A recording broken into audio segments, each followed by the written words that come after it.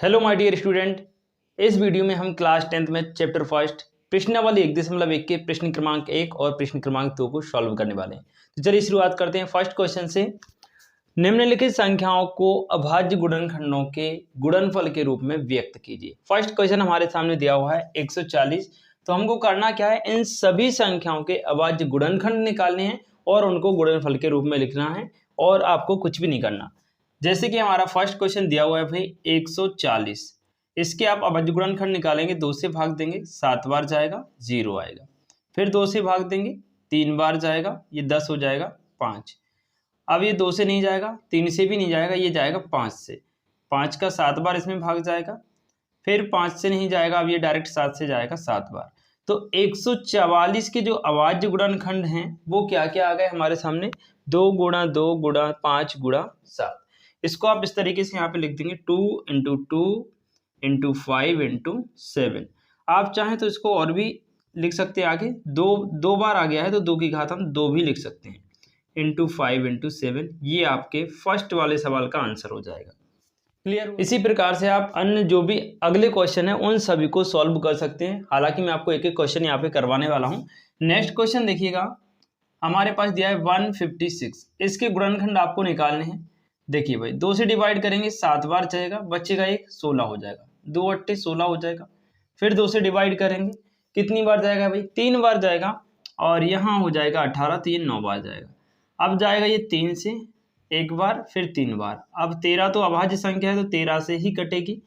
ये आ गए हमारे 156 के अभाज्य गुणनखंड। इसको भी हम इस तरीके से यहाँ पे लिख देते हैं, 156 is equal to 2 into 2 into 3 into 13।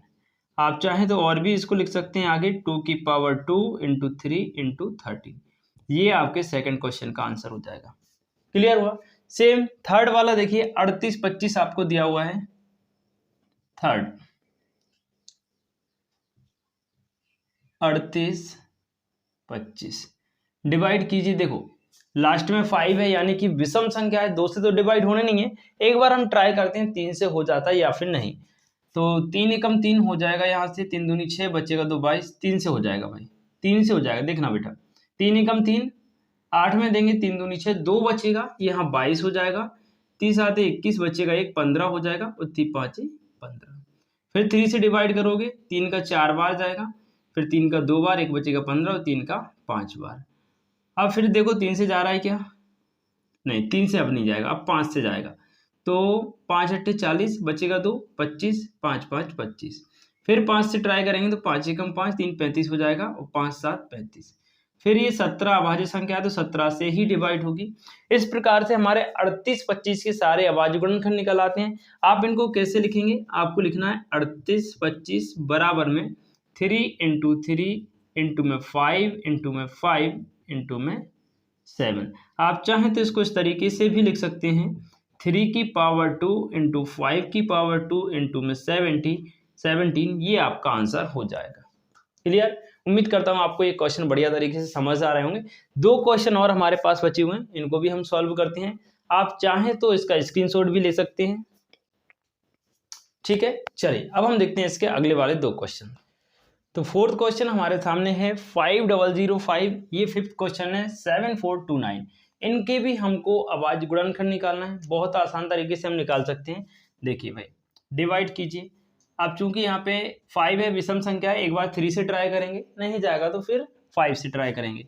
3 का 5 में जाएगा 1 बार, 2 बचेगा 20, 6 बार जाएगा 2 बचेगा 20, फिर यहाँ 25 हो जाएगा, यानी ये 3 से डिवाइड नहीं हो रहा। तो आप डायरेक्ट इसको 5 से डिवाइड करेंगे, 5 1 जा 5 0 0 1। फिर देखो विषम संख्या आ गई, 5 से नहीं, अब 7 से ट्राई करो, 7 एकम 7 बचेगा 3 30 7 के 28 और 7 के 21, 7 से डिवाइड हो रहा है तो 7 एकम 7 बचेगा कितना 3 30 हो जाएगा, 7 का 4 बार जाएगा 28 बचेगा 2 21 हो जाएगा, और 7 का 3 बार जाएगा 21।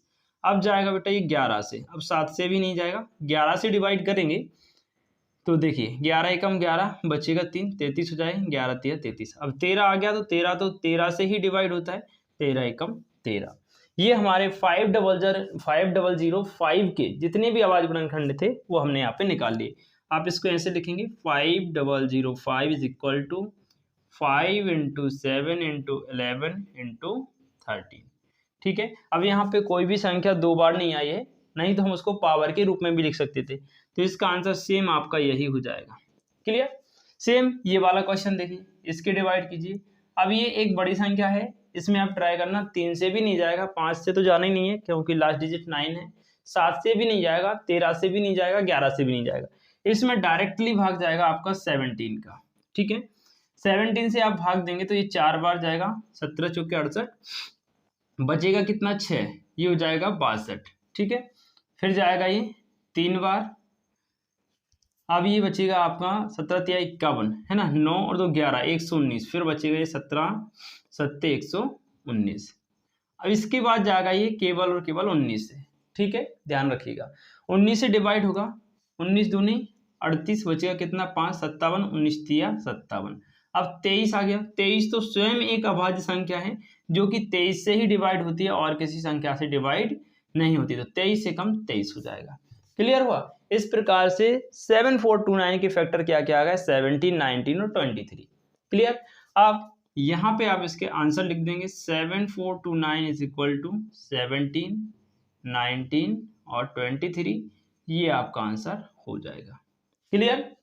ये हो गया भाई हमारा फर्स्ट क्वेश्चन यहाँ पे कंप्लीट। 5 सवाल दिए गए थे, पांचों के 5 सवाल हमने कर लिए हैं।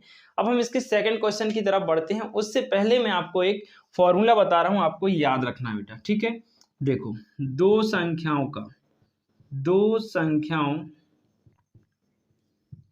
का जो गुणनफल होता है, दो संख्याओं का गुणनफल किसके बराबर होता है, उनके एलसीएम और उनके एचसीएफ के बराबर होता है। याद रखिएगा, यदि दो संख्याएं आपके पास हैं, मान लीजिए ए और बी हैं, दो संख्याएं आपके पास ए और बी हैं, तो ए और बी का जो गुणनफल होगा वो एलसीएम किसका, ए बी का, गुणा एचसीएफ किसका, ए बी का, इसके बराबर होगा।